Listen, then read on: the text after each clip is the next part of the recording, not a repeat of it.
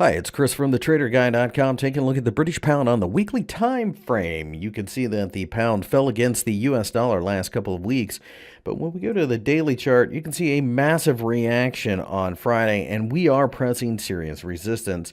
That resistance being broken to the upside would kick off a break at the top of the hammer from the weekly chart, perhaps sending this market towards 132, maybe even 33.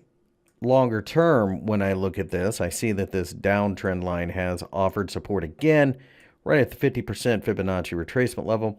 And I believe that 61.8 would, of course, be very supportive as well based upon longer term charts. In fact, 120 down here, I think, or the 120 area, is basically the bottom of the pound, at least from what I see so far. The U.S. dollar has gotten ahead of itself, and now that the Federal Reserve is starting to roll over a bit, I think we're going to see dollar weakness. The weekly charts are now all kind of lining up to tell that same story. The euro looks similar in the sense that it formed a nice hammer on Friday as well at major support.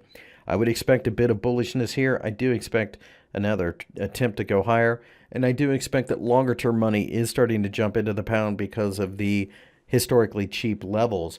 Thinking that the United Kingdom is going to implode when it leaves the European Union is probably a bit of an overreaction, a la Bitcoin going to the moon and the tech bubble and so many other things. The markets have simply gotten way too out of balance. So I think what we're seeing here is flow coming back into the pound. I think that careers are going to be made on this trade. Doesn't mean that it won't be messy. Doesn't mean that it won't be difficult. But I do believe that larger players are starting to come in and buy little bits and pieces and add to a huge core position. Because of this and the candlestick formation and where we're at, I do expect to see some positivity, at least this coming week, probably a couple more to go.